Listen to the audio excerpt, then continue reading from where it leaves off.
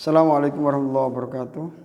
Mari sedikit kita bahas sebagaimana penjagaan Allah Subhanahu wa taala terhadap baginda Rasul Muhammad sallallahu alaihi wasallam. Sebenarnya banyak cerita tentang penjagaan Rasulullah sallallahu alaihi wasallam sebagaimana ketika Rasulullah diajak paman beliau berdagang ketika usia 12 atau 10 tahun itu, beliau bertemu dengan seorang rahib. Ada ciri-ciri kenabian dalam diri Rasulullah SAW. Kemudian rahib itu berpesan kepada ayah Sayyidina Ali, yaitu Abu Thalib, untuk segera mengajak pulang Rasulullah SAW karena banyak yang ingin memburu beliau, ingin membunuh beliau. Dari situ merupakan penjagaan dari Allah SWT sehingga segera dibawa pulang, tidak jadi dibunuh pada usia itu. Kemudian Allah SWT juga menjaga Rasulullah SAW dari sihir, sebagaimana yang sudah jelas dengan turunnya surat Muawwidzatain. Allah menyuruh malaikat untuk meruqyah beliau atau beliau dijaga secara langsung oleh Allah SWT. Dan juga Allah SWT menjaga Rasulullah SAW dari racun. Dari racun sebagaimana kita buka ini kitab Abu Yazid Muhammad bin Alawi Al-Maliki. Kita ambil ringkasannya saja ya. Ini ringkasan beliau, mestinya jadi pegangan hidup kita untuk menjawab tuduhan-tuduhan yang tidak benar itu. Di sini Rasulullah diracun itu terdapat pada halaman 94 kitab Tarikhul Hawadis wal Ahwal An-Nabawiyah. Coba kita lihat halaman 94 ya. Bismillahirrahmanirrahim. 94 ini ya.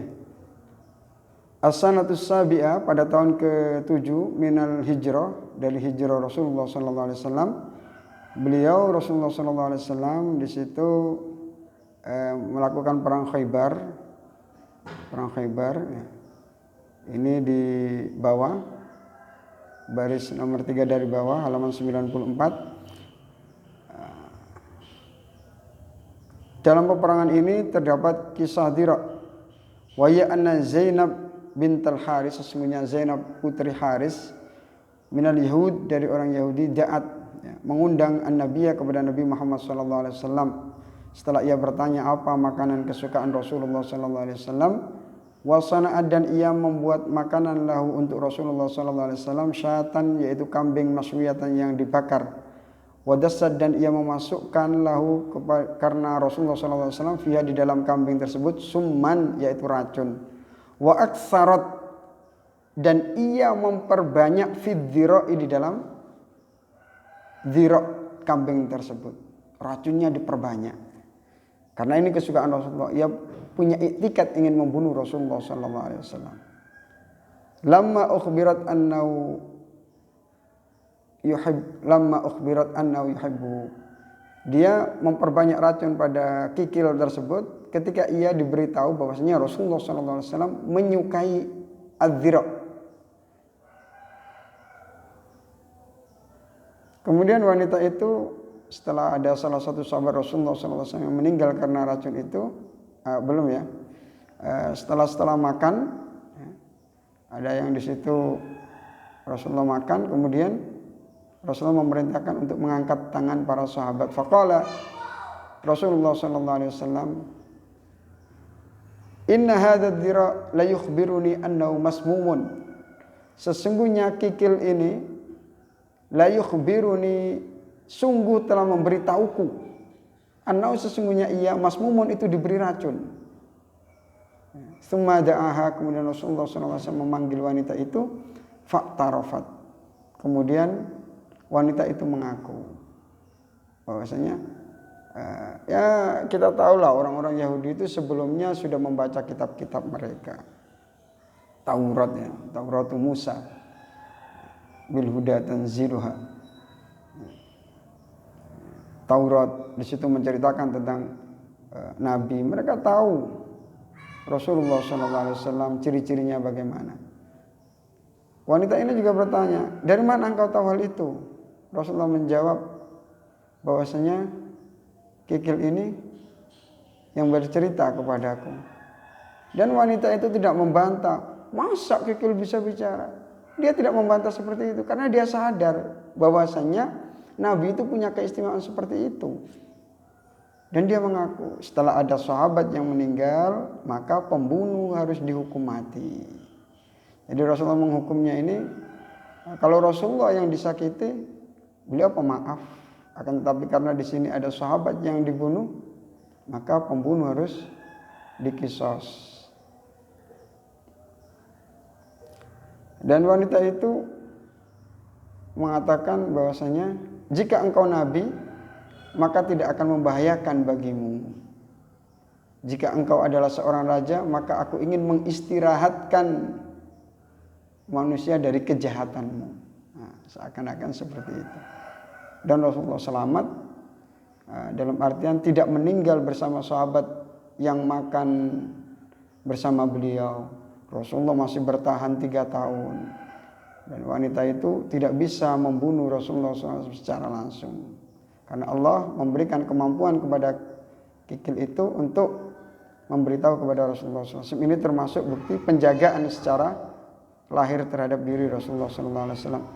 Dan Rasulullah SAW juga dijaga oleh Allah SWT sebagaimana dalam halaman 29 di sini. Halaman 29 di sini diceritakan, kitab ini sangat penting ya. 29. Wa hamala Suraqa bin Malik bin Ju'shum at-tama'u ala ayyid bi'a Rasulullah sallallahu alaihi wasallam. Suraqa dia merasa tertarik dengan janji-janji orang kafir Makkah bahwasanya barang siapa bisa membawa Nabi Muhammad SAW hidup atau mati akan mendapatkan 100 unta. Katakanlah 1 ekor unta adalah 20 juta kali 100 berapa? 2 miliar. Ya. Tapi nyatanya sampai Rasulullah sampai di Madinah tidak ada orang Makkah yang bisa membunuh Rasulullah dari orang-orang kafir. 2 miliar dihalalkan bagi orang Makkah untuk membunuh Rasulullah oleh orang-orang kafir Quraisy. Ya. Tidak ada yang bisa membunuh. Allah juga menjaga beliau dari penangkapan. Mereka sudah mengepung. Allah menurunkan kantuk pada mereka sehingga Rasulullah bisa keluar. Rasulullah SAW di Gua Thur. Mereka tidak bisa melihat karena Allah menjaga ya, dengan laba-laba, dengan burung dara. Dhannul hamama wa dhannul ankabuta ala khairil bariyati. Lam tansu dan seterusnya itu dalam Burda dijelaskan. Allah kalau sudah menjaga itu wiqayatullahi agnat an mudha'afatin minad duru'i wa an 'alin minal utumi ya. Itu. Penjagaan Allah Subhanahu wa taala tidak butuh macam-macam kalau Allah sudah jaga itu.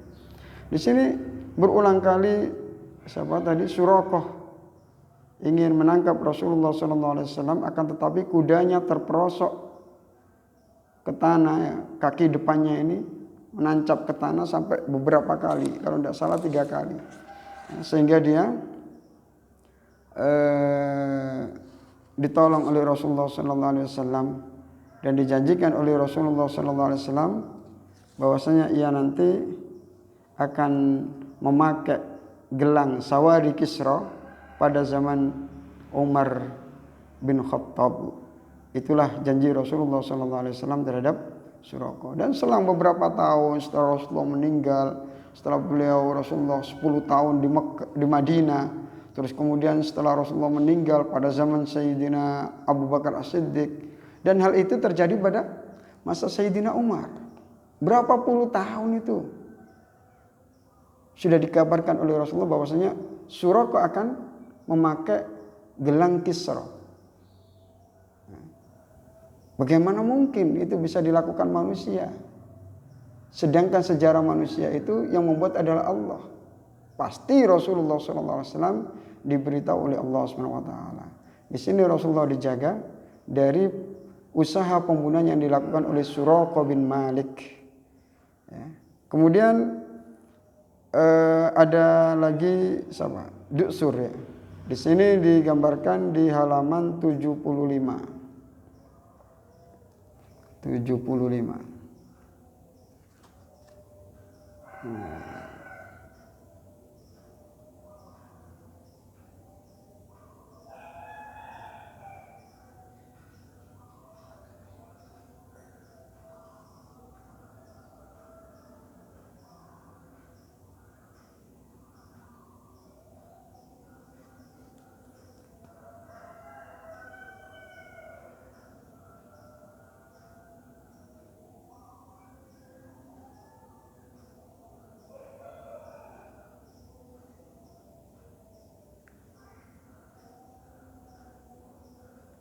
Ini ya.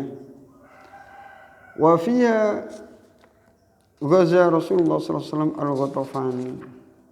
Rasulullah memerangi Ghatafan ini pada tahun As-Sanatus Saniyah, pada tahun kedua Hijriah. Kejadian ini pada tahun kedua Hijriah. Di sini dijelaskan arada Du'sur bin Haris al-Muharibi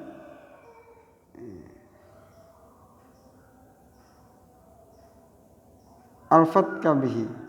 Dia berusaha untuk membunuh Rasulullah sallallahu alaihi wasallam. Famana'ahu Allahu minhu. Kemudian Allah mencegah Du'sur dari membunuh Rasulullah sallallahu alaihi wasallam. Waktu itu para sahabat sedang merasa dalam keadaan aman sehingga Rasulullah tidak ada pengawalan. Kemudian Rasulullah sallallahu alaihi wasallam dalam keadaan sendiri, dalam keadaan santai, kemudian Du'sur mengangkat pedangnya. Wahai Muhammad, siapa yang bisa menolongmu? Apa jawaban Rasulullah sallallahu alaihi wasallam? Allah. Siapa yang bisa menjaga Rasulullah? Allah. Allah. Hanya menjawab dengan nama Allah. Kemudian Du'sur hatinya bergetar, ia lemas, pedangnya jatuh, dan kemudian pedang itu diambil oleh Rasulullah SAW dan diacungkan kepada Du'sur. Siapa yang bisa menolong? Ini adalah perlindungan Allah SWT kepada Rasulullah SAW secara jasmani. Begitu juga Rasulullah SAW diselamatkan oleh Allah SWT dalam perang Uhud. Perang Uhud setelah pasukan pemanah berprasangka bahwasanya perang sudah usai, para pemanah turun.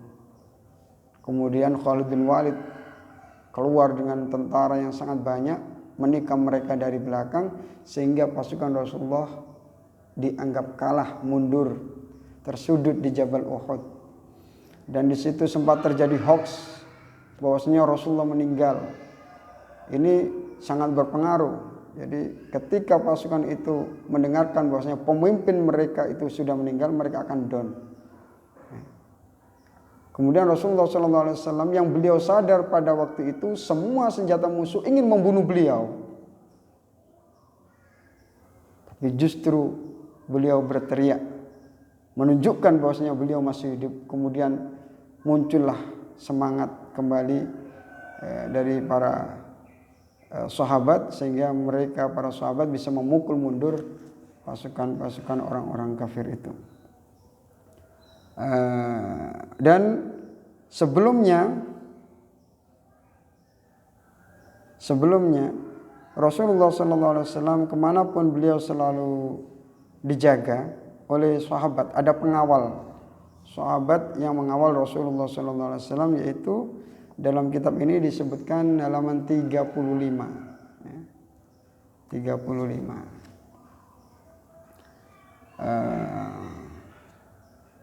apa ini bacanya? Rusuluhu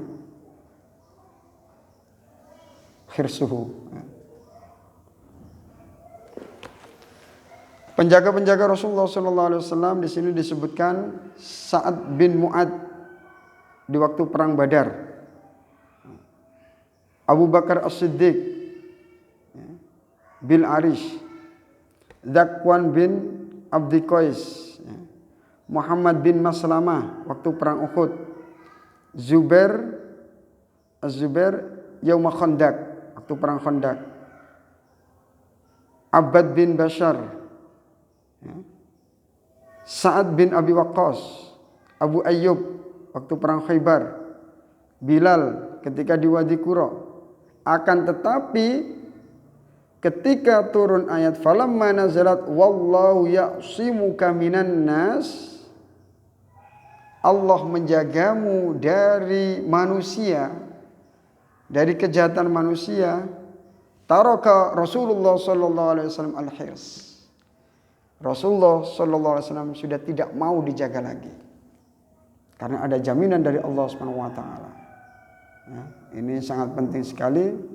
Kitab ini kitab yang hendaknya dibaca oleh seluruh orang Islam agar mereka mengenal baginda Rasulullah sallallahu alaihi wasallam. Ini penjelasan tentang penjagaan Allah Subhanahu wa taala terhadap baginda Rasulullah sallallahu alaihi wasallam. Mungkin masih banyak lagi di kitab-kitab Al-Mutawwalat, akan tetapi saya sudah sangat puas dengan kitab Abuya As-Sayyid Muhammad bin Alawi Al-Maliki. Ya, ini sudah cukuplah untuk dijadikan jawaban bahwasanya Rasulullah juga dijaga secara lahir dan batin.